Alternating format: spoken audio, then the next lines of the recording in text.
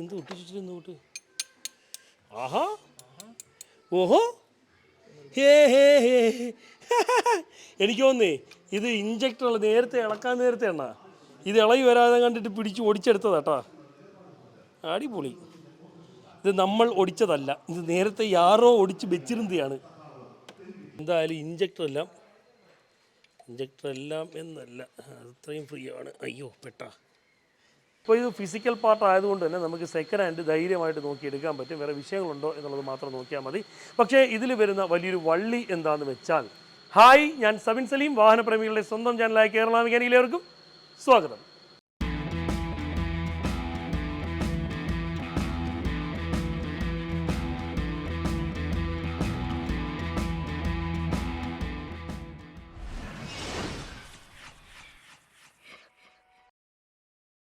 i20 diesel, ഈ ഒരു i20 ഡീസലിൻ്റെ ഒരു കംപ്ലൈൻ്റ് ആണ് നിങ്ങളിലേക്ക് എത്തിക്കാൻ പോണത്. പൊതുവേ i20 ഡീസലിന് വരുന്ന കുറച്ച് പ്രശ്നങ്ങളും കാര്യങ്ങളൊക്കെ നമ്മൾ പലപ്പോഴും പല രീതിയിൽ ചർച്ച ചെയ്തിട്ടുണ്ടെങ്കിലും ഇപ്പം വരുന്നൊരു കേസ് എന്ന് പറഞ്ഞാൽ നിങ്ങൾ നിർബന്ധമായിട്ടും അറിഞ്ഞിരിക്കേണ്ടതാണ്. മെക്കാനിക്കുകളല്ല, ശരിക്കും പറഞ്ഞാൽ വണ്ടി റിപ്പയറിങ്ങിന് കൊണ്ടുപോകുന്ന ആൾക്കാരാണ് ഇത്തരത്തിലുള്ള വിഷയങ്ങളെക്കുറിച്ച് കുറച്ചും കൂടി ഒരു ധാരണയിൽ എത്തേണ്ടത് എന്നാണ് എൻ്റെ ഒരു അഭിപ്രായം. ആദ്യമേ കാര്യം എന്താണെന്ന് കാണിച്ചു തരാം. ഈ ഒരു ഡീസൽ എഞ്ചിൻ കണ്ടോ, ഇതിപ്പം i20 ഡീസലാണ്. ഇതിൻ്റെ വാൾ ഡോർ ലീക്കാണ്. വാൾ ഡോർ ലീക്ക് എന്ന് പറയുകയാണെങ്കിൽ നിങ്ങൾ ഈ ഭാഗത്തോട്ട് നോക്കുകയാണെങ്കിൽ നല്ല രീതിയിലുള്ള ഓയിൽ ലീക്ക് ഈ ഒരു ഭാഗത്തോട്ട് നിങ്ങൾക്ക് കാണാൻ പറ്റും.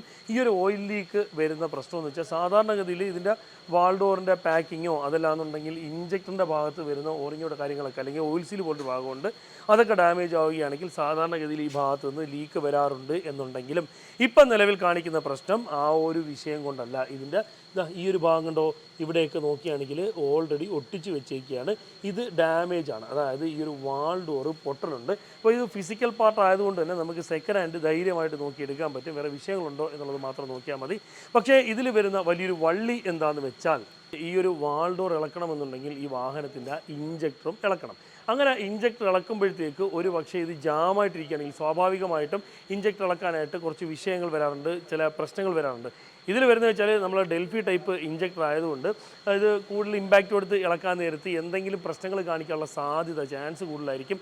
അപ്പം സ്വാഭാവികമായിട്ടും നല്ല രീതിയിൽ ഓടി വന്നൊരു വണ്ടി നമ്മൾ ഇഞ്ചക്ടർ ഇളക്കുമ്പോഴത്തേക്ക് ചിലപ്പം ഇത്തിരി പിടുത്തം, ഇപ്പം ഒരു വാൾ ഡോർ പാക്കിങ് മാറാൻ വേണ്ടി അങ്ങറ്റം പോയാൽ ഒരു സാധാരണ വാഹനങ്ങൾക്കാണെങ്കിൽ ഒരു 300 രൂപ മുതൽ ഒരു 800 രൂപ 900 രൂപ മാക്സിമം പോയാൽ അത്രയൊക്കെയാണ് പൊതുവേ വരാറുള്ളത്. പക്ഷേ ഈ ഒരു വാഹനത്തിനെ സംബന്ധിച്ച് ഇത് ഇളക്കുമ്പോഴത്തേക്ക് ഇഞ്ചക്ടർ കൂടെ ഇളക്കേണ്ടി വരുന്നത് കൊണ്ട് തന്നെ ഇഞ്ചക്ടർ ഒരു പക്ഷേ സർവീസ് ചെയ്യേണ്ട സാഹചര്യം വരും. ഇത് ജാമായിട്ടിരിക്കുക, എന്തെങ്കിലും പ്രശ്നമുണ്ട് അല്ലെങ്കിൽ ഇമ്പാക്റ്റ് കൊടുത്ത് ഇളക്കാൻ പറ്റുള്ളൂ എന്നുണ്ടെങ്കിൽ ഇഞ്ചക്ടർ സർവീസ് ചെയ്യുക എന്നൊരു പ്രശ്നം മുതൽ ഇഞ്ചക്ടർ റീപ്ലേസ് ചെയ്യുക എന്നൊരു വിഷയം വരാനുള്ള സാധ്യതയുണ്ട്. കാരണം ഇത് തന്നെയാണ്, ഇത് ഇളകി വരാനുള്ളൊരു ബുദ്ധിമുട്ട്. നമുക്കപ്പോൾ ഇതെന്തായാലും ഒന്ന് ജസ്റ്റ് ഊരിയെടുക്കാം.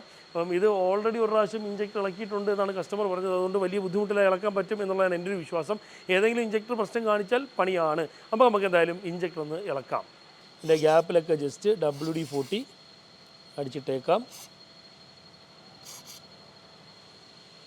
ഇത് മൊത്തവും ഓയിൽ ലീക്കായി. ഇളക്കി എടുക്കുന്നതിന് മുമ്പായിട്ട്, അതായത് ഈ ഒരു ഇഞ്ചക്ടർ ജസ്റ്റ് ലൂസായി ഇളകി വരും എന്ന് തോന്നിയാണെങ്കിൽ ചെറുതായിട്ട് തുടച്ചോ അല്ലെങ്കിൽ എയർ അടിച്ചോ ഇതങ്ങ് ക്ലീൻ ചെയ്ത് കളയും. ഇല്ലാന്നുണ്ടെങ്കിൽ ഇത് ഊരിയെടുക്കുമ്പോൾ അഴുക്കും കാര്യങ്ങളും കൂടെ സിലിണ്ടറിനകത്തോട്ട് ഇറങ്ങാനുള്ള സാധ്യതയുണ്ട്. നമുക്ക് എന്തായാലും ഇതിൻ്റെ പൈപ്പും കാര്യങ്ങളും എല്ലാം കൂടി ഒന്ന് അഴിച്ചെടുക്കാം.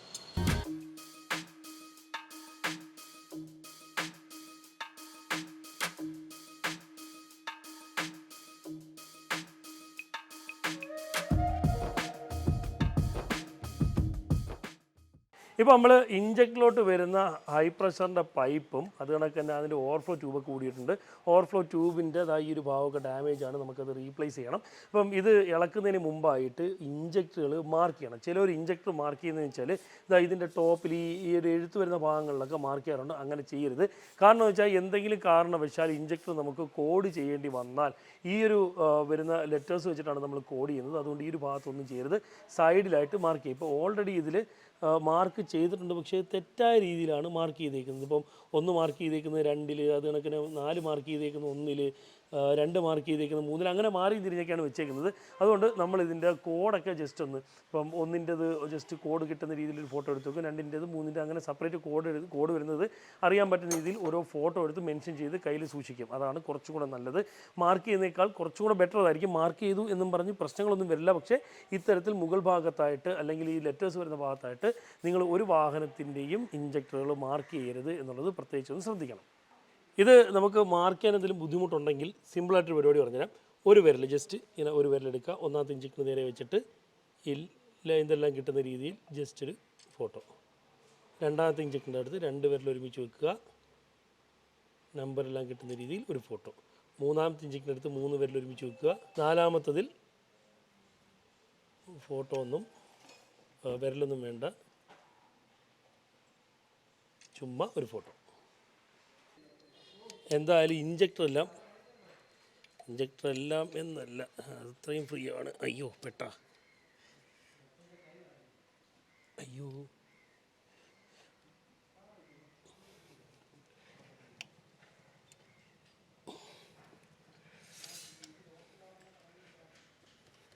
ഓഹോ, ഇതിൽ പെടുമെന്ന് തോന്നുന്നു കേട്ടോ.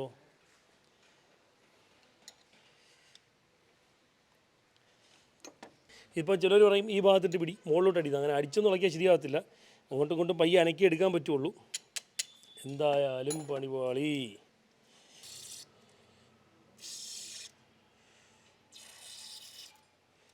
WD-40 അടിച്ചിട്ടുണ്ട്.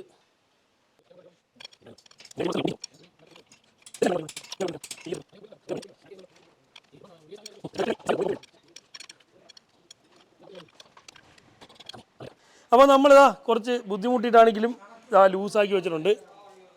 ഇതിനകത്ത് മൊത്തവും മണ്ണാണ്, എയറൊക്കെ അടിച്ച് ക്ലീൻ ചെയ്ത് വെച്ചിട്ടുണ്ട് കേട്ടോ. ഇതിൻ്റെ അകത്ത് ഫുള്ള് മണ്ണാണ്. ഇതാ ഇതിൻ്റെ അവസ്ഥ കണ്ട ഇഞ്ചക്ടറിൻ്റെ. അപ്പം ഈ വാഷർ നമുക്ക് വാങ്ങണം. ഇതിപ്പം 4ാമത്തെ ഇഞ്ചക്ടറാണ്. ഈ പൊതുവേ ഇതിൽ വരുന്ന ഈ ഇഞ്ചക്ടർ ഇങ്ങനെ ജാമാവുള്ള കേസെന്ന് പറഞ്ഞാൽ ഇതേ കണക്ക് അഴുക്കും കാര്യങ്ങളും കയറി ഇരുന്നിട്ട് ജാമാവും. അതല്ലാന്ന് ഈ ചൂടും തണുത്തും, അതായത് ഹെഡിൻ്റെ ഭാഗം ചൂടായും തണുത്തും വരുന്ന സാഹചര്യം ആയതുകൊണ്ട് തന്നെ ഇതൊക്കെ കയറി എക്സ്പാൻഡായും ചുരുങ്ങിയും ഇത് കയറി ജാമായിട്ടിരിക്കും. പിന്നെ ഇത് ഇളവി വരത്തില്ല. ഇത്രയും ഭാഗം ഉള്ളിലോട്ട്, ഇത്രയും ഭാഗം കേട്ടോ. അവസ്ഥ ഇങ്ങനെയാണ് ഇഞ്ചക്ടറിൻ്റെയൊക്കെ. 3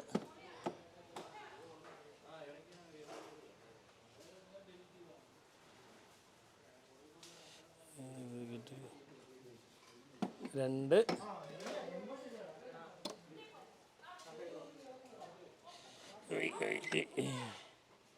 1. ഓക്കെ, അപ്പം 1 2 3 4 അതങ്ങനെ അവിടെ ഇരുന്നോട്ടെ. നമുക്കിതിന് ഇതിൻ്റെ ബോൾട്ടും കാര്യങ്ങളൊക്കെ ഞാൻ ഇളക്കി വെച്ചിട്ടുണ്ട്. ജസ്റ്റ് ഇനി ഊരിയെടുത്താൽ മാത്രം മതി.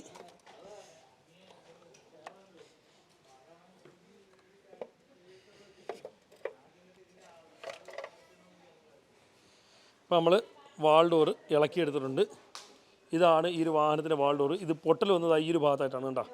ഇവിടെ എന്തോ തട്ടിയും കളിക്കുകയും എന്തോ ചെയ്ത് പണി കിട്ടി പൊട്ടിച്ച് വെച്ചിരുന്നതാണ്. എനിക്ക് തോന്നുന്നത് വെച്ചാൽ നേരത്തെ ഇഞ്ചക്ടർ ഇളക്കാൻ നോക്കിയപ്പോഴത്തേക്ക് തിക്കുമ്പം ഇവിടെ വരുന്ന ഇത് കണക്കൊരു സ്റ്റഡ് വരുന്ന ഭാഗമുണ്ട്, അവിടെ ഇട്ട് പിടിച്ചായിരിക്കും. അപ്പോൾ നമ്മൾ സെക്കൻഡ് ഹാൻഡ് ഒരെണ്ണം വാങ്ങിച്ച് വെച്ചിട്ടുണ്ട്. അത് നമുക്കെടുത്ത് സെറ്റ് ചെയ്യാനുള്ള പരിപാടികൾ നോക്കാം. അപ്പം നമ്മളെ വണ്ടിയുടെ വാൾ ഡോറൊക്കെ നമ്മൾ ഇളക്കി എടുത്തിട്ടുണ്ട്. അപ്പം വാൾ ഡോർ ഇനിയിപ്പോൾ എടുത്ത് തിരിച്ച് സെറ്റ് ചെയ്യണം. നമ്മളിതിൻ്റെ പാക്കിംഗ് കിറ്റും കാര്യങ്ങളൊക്കെ വാങ്ങിച്ച് എല്ലാം സെറ്റ് ചെയ്ത് വെച്ചേക്കാണ്. അടിച്ച് തേച്ച് ക്ലീൻ ചെയ്ത് സെക്കൻഡ് ഹാൻഡ് ഒരെണ്ണം സെറ്റപ്പ് ആക്കിയിട്ടുണ്ട്. സെക്കൻഡ് ഹാൻഡ് ഞാനല്ല സെറ്റപ്പ് ആക്കിയത്, കസ്റ്റമർ തന്നെ വാങ്ങിച്ചുകൊണ്ട് തന്നെയാണ്. ഇത് നേരത്തെ അറിയാമായിരുന്നു, ഇത് പൊട്ടിയിരിക്കുകയാണ്, ലീക്കാണെന്നുള്ളത് നേരത്തെ അറിയാമായിരുന്നു. കസ്റ്റമർ വാങ്ങിച്ചു വെച്ചിട്ടുണ്ട്. അപ്പോൾ അതും കൂടെ നമുക്കൊന്ന് സെറ്റ് ചെയ്യാം. ഇതാ ഇങ്ങോട്ട് നോക്കുകയാണെങ്കിൽ കാണാൻ പറ്റും, നല്ല രീതിയിലെല്ലാം ക്ലീൻ ചെയ്ത് സെറ്റാക്കി വെച്ചേക്കുകയാണ്. ഇതാണ് ഹെഡിൻ്റെ ടോപ്പ് ഭാഗം നോക്കുകയാണെങ്കിൽ കാണുന്നത്. ഇനിയിപ്പോൾ എന്താ ഈ ഒരു ഭാഗമൊക്കെ ഒന്ന് ക്ലീൻ ചെയ്യാനുണ്ട്. ഇത് കണ്ട, ഇതാണ് നമ്മളിപ്പം സെക്കൻഡ് ഹാൻഡ് എടുത്ത വാൾഡോർ എല്ലാം കഴുകി കുട്ടപ്പനാക്കി സെറ്റാക്കി വെച്ചിട്ടുണ്ട്. എല്ലാ ഭാഗവും വൃത്തിയാക്കി വെച്ചിട്ടുണ്ട്. ഈ ഒരു ഭാഗമായിരുന്നു പൊട്ടൽ ഈ വണ്ടിയുടെ. അപ്പോൾ നമുക്ക് പഴയ സാധനത്തിൻ്റെ പൊട്ടൽ. ഇതിൻ്റെ പാക്കിംഗ് കിറ്റും കാര്യങ്ങളും എല്ലാം വാങ്ങിച്ച് മൊത്തം, അതായത് ബോൾട്ട് വരുന്ന ഭാഗത്തുള്ള സീല്, അത് കണക്ക് തന്നെ നമ്മളെ ഇഞ്ചക്ടർ വരുന്ന ഭാഗത്തുള്ള സീല്, അത് കണക്ക് തന്നെ വാൾ ഡോർ പാക്കിംഗ് എല്ലാം മാറ്റി സെറ്റ് ചെയ്തിട്ടുണ്ട്. ഇനിയിപ്പോൾ എന്താ ഇതെല്ലാം കൂടി ഒന്ന് പെട്രോളിൽ തുടച്ച് വൃത്തിയാക്കി അനാബോണ്ട്. ഇപ്പോൾ ചിലർ പറയും അനാബോണ്ട് ഇടേണ്ട ആവശ്യമില്ല, അത് അങ്ങനെയാണ് ഇങ്ങനെയാണെന്നുള്ളത്. പക്ഷേ ഞങ്ങൾ അനാബോണ്ട് ഇടും. കാരണം മറ്റൊന്നും കൊണ്ടല്ല, ഹെഡും പഴയതാണ്, അത് കണക്കിന് വാൾഡോറും പഴയതാണ്. ഇത് വേറൊരു വണ്ടിയിൽ ഇരുന്ന സാധനമാണ്. എങ്ങാനും ചെറിയ പൊളച്ചിലോ കാര്യങ്ങളോ ചെറിയ രീതിയിൽ വളരെ മൈന്യൂട്ടായിട്ടുണ്ടെങ്കിലും ഒരു പക്ഷേ ലീക്ക് വരാനുള്ള സാധ്യതയുണ്ട്. അതുകൊണ്ട് തന്നെ ചെറിയ രീതിയിൽ എങ്ങനെയാണെങ്കിലും കുറച്ച് ബോണ്ടും കാര്യങ്ങളൊക്കെ തേച്ചിട്ടായിരിക്കും നമ്മൾ സെറ്റ് ചെയ്യുന്നത്. അപ്പോൾ നമുക്കിത് എന്തായാലും സെറ്റ് ചെയ്യാം. നമ്മളെ വണ്ടിയുടെ ഇഞ്ചക്ടറൊക്കെ കിട്ടിയിട്ടുണ്ട്. നമ്മൾ ഇളക്കാൻ ബുദ്ധിമുട്ടുള്ള ഇഞ്ചക്ടർ ഒന്നും കൊടുത്ത് സർവീസിന് കൊടുത്തിട്ട് ചെക്ക് ചെയ്തിട്ടുണ്ട്. അതിന് പ്രത്യേകിച്ച് കംപ്ലയിൻറ്റോ പ്രശ്നങ്ങളോ ഒന്നുമില്ല എന്ന് നമ്മൾ JR ഡീസലിൽ നിന്ന് പറഞ്ഞ പ്രകാരം ആ സാധനം എല്ലാം തിരിച്ചു കൊണ്ടുവന്ന് പുതിയ വാഷറും കാര്യങ്ങളൊക്കെ വാങ്ങിച്ചെല്ലാം സെറ്റ് ചെയ്തുകൊണ്ടിരിക്കുകയാണ്. അപ്പം വാൾഡോറൊക്കെ നമ്മളിതാ ഇതുപോലെ അടിച്ച് തേച്ച് കഴുകി കുട്ടപ്പനാക്കി സെറ്റാക്കി എല്ലാം വെച്ച് മുറുക്കി സെറ്റാക്കാൻ പോവാണ്. അപ്പോൾ എന്തായാലും ബാക്കിയെല്ലാം വെച്ച് മുറുക്കി സ്റ്റാർട്ട് ചെയ്തതിന് ശേഷം നമുക്ക് അവസാനത്തെ ഭാഗങ്ങൾ കാണാം.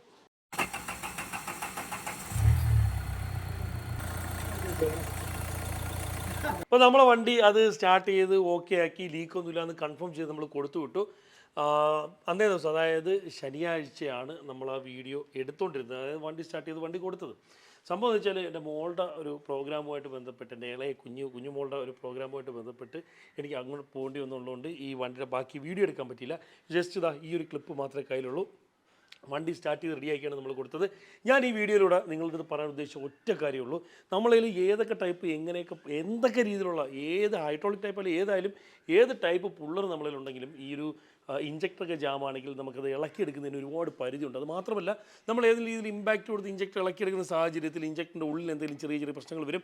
സർവീസ് ചെയ്തേ പറ്റുള്ളൂ. നിങ്ങൾ നല്ല രീതിയിൽ ഓടിച്ചുകൊണ്ട് നടന്ന വണ്ടിയാന്ന് പറഞ്ഞിട്ട് ഒരു കാര്യമില്ല. കാരണം എന്ന് വെച്ചാൽ, അതായത് ഇളക്കിയതിന് ശേഷം ഇപ്പോൾ വർക്ക്ഷോപ്പിൽ ഇപ്പോൾ ഞങ്ങളെ കണക്കുള്ള മെക്കാനിക്കലോട് നിങ്ങൾ വഴക്ക് കൂടിയിട്ട് കാര്യമില്ല. കാര്യം വെച്ചാൽ ഇളക്കിയാൽ അങ്ങനെ സംഭവിക്കും. ഇളക്കിയേ പറ്റുള്ളൂ എന്നുള്ള സാഹചര്യത്തിൽ ഒരു പക്ഷേ ചില പ്രശ്നങ്ങൾ, ഇത്തരത്തിലുള്ള വിഷയങ്ങളൊക്കെ ഉണ്ടാകും. അപ്പം നിങ്ങളും മെക്കാനിക്കുകളും പരസ്പരം മനസ്സിലാക്കുക എന്നുള്ളത് മാത്രമേ ഇതിലൊരു അടിസ്ഥാനപരമായി പറയാനുള്ളൂ. ഇപ്പോൾ ഈ വണ്ടി മാത്രമല്ല, മറ്റു പല വണ്ടികളുണ്ട് ഇഞ്ചക്ടർ ഇളക്കിയാൽ മാത്രമേ വാൾഡോർ ഇളക്കി എടുക്കാൻ പറ്റുള്ളൂ. അപ്പോൾ അത്തരത്തിൽ സാഹചര്യത്തിലുള്ള വാഹനങ്ങളുടെ ഇഞ്ചക്ടറുകൾ ഇമ്പാക്റ്റ് കൊടുത്തോ പുള്ളറിട്ടോ മറ്റോ ഒക്കെ ഇളക്കേണ്ടി വന്നാൽ സർവീസ് ചെയ്യുകയോ അല്ലെങ്കിൽ ചിലപ്പോൾ റീപ്ലേസ് വരെ ചെയ്യേണ്ട സാഹചര്യം വരും. അങ്ങനെ വരുമ്പോഴത്തേക്ക് വാഹനത്തിൻ്റെ ഉടമസ്ഥരും അത് ശ്രദ്ധിക്കുക എന്നുള്ളതാണ്. ഇത് അവരോട് കൃത്യമായിട്ട് പറഞ്ഞ് മനസ്സിലാക്കിയതിന് ശേഷം ഇളക്കുക എന്നുള്ളത് എന്നെപ്പോലുള്ള എല്ലാ മെക്കാനിക്കുകളുടെയും ഉത്തരവാദിത്തമാണ്. ഇന്നത്തെ ഒരു വീഡിയോ നിങ്ങൾക്കെല്ലാം പ്രയോജനപ്പെട്ടെന്ന് വിശ്വസിക്കുന്നു. നിങ്ങൾക്ക് പ്രയോജനപ്പെടുന്ന മറ്റൊരു വീഡിയോ ആയിട്ട് വരുന്നവരെ